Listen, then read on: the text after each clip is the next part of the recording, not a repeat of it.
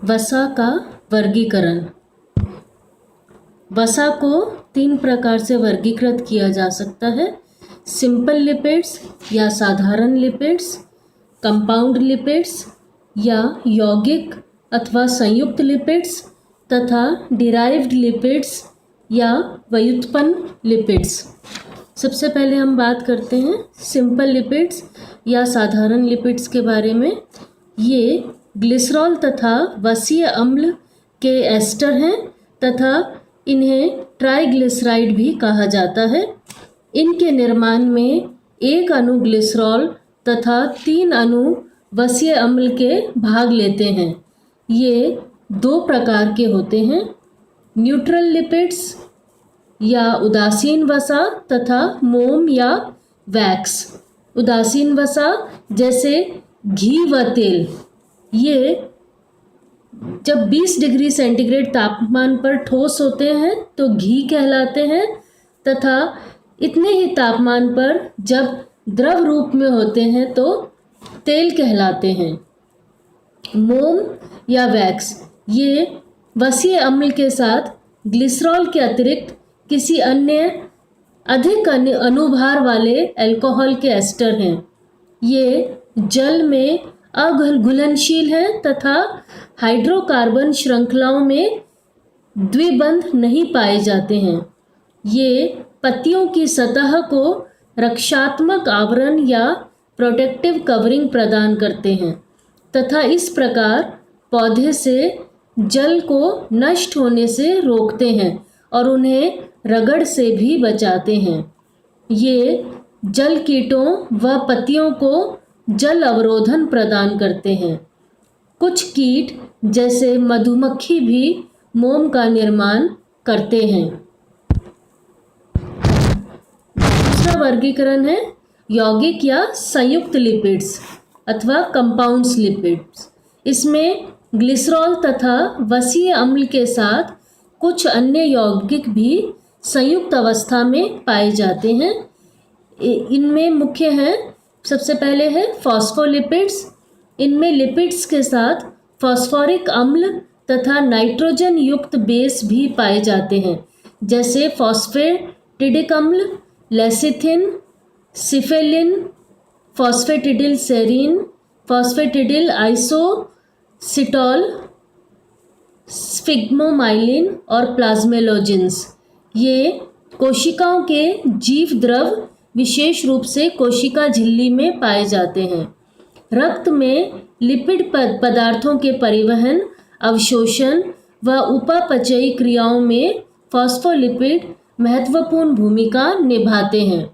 दूसरी प्रकार के यौगिक लिपिड्स हैं ग्लाइकोलिपिड्स, जिन्हें सेरिब्रोसाइड्स भी कहा जाता है।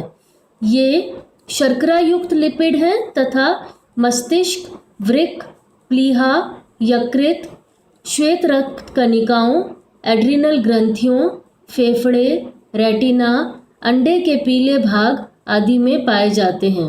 इसके उदाहरण हैं कीरेसिन, सेरिबॉन, नर्वॉन, ऑक्सीनर्वॉन इत्यादि। तीसरी प्रकार के कंपाउंड लिपिड्स हैं सल्फोलिपिड्स, जिनमें वसा के साथ शर्करा एवं सल्फ्यूरिक अम्ल भी पाए जाते हैं। तथा चौथी प्रकार के कंपाउंड लिपिड्स हैं लाइपोप्रोटीन, जिनमें वसा के साथ प्रोटीन संयुक्त अवस्था में पाए जाते हैं। तीसरी प्रकार का वर्गीकरण है व्युत्पन्न लिपिड्स। वसा के जल अपघटन से प्राप्त उत्पाद व्युत्पन्न लिपिड्स कहलाते हैं, जिनमें 2 प्रकार हैं। पहला है फैटी एसिड्स, जिनके बारे में हम पहले पढ़ चुके हैं, तथा दूसरा है स्टीरॉइड्स। स्टीरॉइड्स में एक मूलभूत समान वल्य रचना पाई जाती है, जिसे साइक्लोपेंटो हाइड्रोफिनेफ्थ्रिन न्यूक्लियस कहते हैं। ये 2 प्रकार के होते हैं, स्टीरॉल्स और अर्गोस्टीरॉल। स्टीरॉल्स, इसके अंतर्गत कोलेस्ट्रॉल आता है। कोलेस्ट्रॉल जीवित प्राणियों की समस्त शरीर कोशिकाओं में पाया जाता है। मस्तिष्क, तंत्रिका ऊतक, त्वचा व एड्रीनल ग्रंथियों में इनकी मात्रा अधिक होती है। अंडे के पीले भाग तथा मक्खन में भी यह पाया जाता है। यह प्राणिज स्टिरॉल है तथा वनस्पति जगत में अनुपस्थित होता है। शरीर में यह पित्त अम्ल, यौन hormone, vitamin D, adrenocorticotropic hormone के निर्माण में महत्वपूर्ण भूमिका निभाता है। अधिक मात्रा में कोलेस्ट्रॉल शरीर के लिए हानिकारक होता है। रक्त में कोलेस्ट्रॉल की सामान्य मात्रा 150 से 200 मिलीग्राम प्रति 100 ml की होती है। मात्रा बढ़ जाने पर यह रक्त की धमनियों की भीतरी दीवारों पर जमना आरंभ हो जाता है। इससे रक्त धमनियों का व्यास संकुचित हो जाता है तथा रक्त का बहाव बाधित होता है। यह स्थिति हृदय संबंधी रोगों को जन्म देती है। दूसरी प्रकार के स्टेरॉइड्स हैं अर्गोस्टिरॉल। यह वानस्पतिक स्टेरॉल है तथा खमीर व फफूंदी में पाया जाता है। यह शरीर में त्वचा के बिल्कुल नीचे विद्यमान रहता है तथा सूरज की पराबैंगनी किरणों की उपस्थिति में विटामिन डी के एक रूप अर्गोकैल्सिफेरॉल D2 का निर्माण करता है। पराबैंगनी किरणों के संपर्क में आने पर इससे रिकेट निरोधक गुण आ जाते हैं। अब हम पढ़ते हैं लिपिड्स के कार्यों के बारे में। लिपिड्स का सबसे पहला कार्य है ऊर्जा प्रदान करना। वसा ऊर्जा का सांद्र स्रोत होता है। 1 ग्राम वसा से शरीर को 9 किलो कैलोरी ऊर्जा की प्राप्ति होती है। दूसरा कार्य है भोजन संग्रहण हेतु। वसा वसीय ऊतकों के रूप में त्वचा के नीचे संग्रहित रहती है।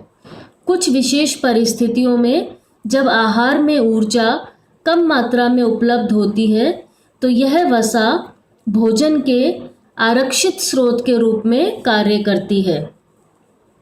तीसरा कार्य है कोशिकाओं के संरचनात्मक घटक के रूप में।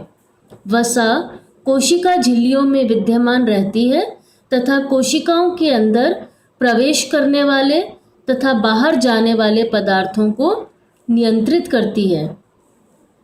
अगला कार्य है वसा शरीर के प्रत्येक कोश में फॉस्फोलिपिड के रूप में विद्यमान रहती है।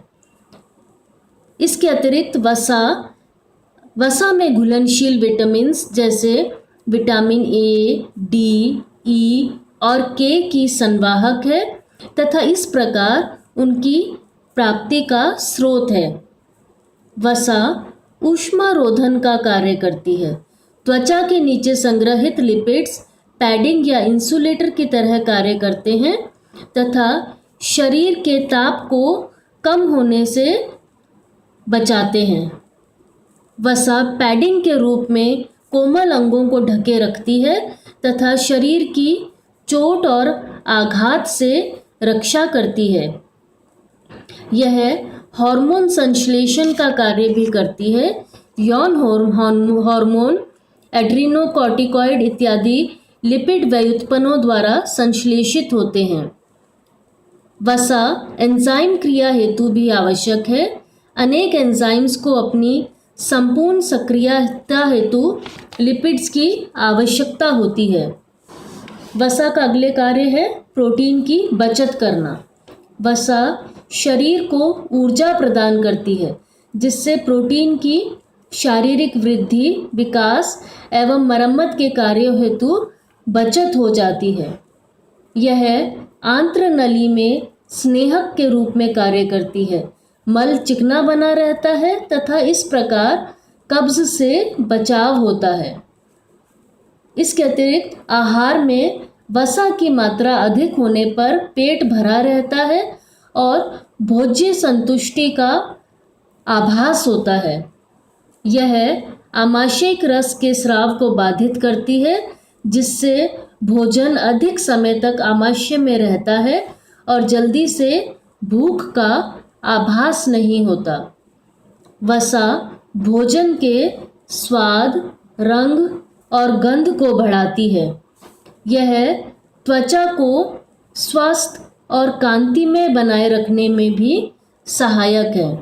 इस प्रकार से हम देखते हैं कि वसा के अनेक कार्य हैं तथा यह हमारे शरीर के लिए बहुत ही महत्वपूर्ण है। फूड सोर्सेस या प्राप्ति के साधन। वसा प्राणिज और वानस्पतिक दोनों प्रकार के स्रोतों से प्राप्त होती है। प्राणिज स्रोत में घी, मक्खन, क्रीम, दूध व दूध से बने पदार्थ, अंडा इत्यादि आते हैं।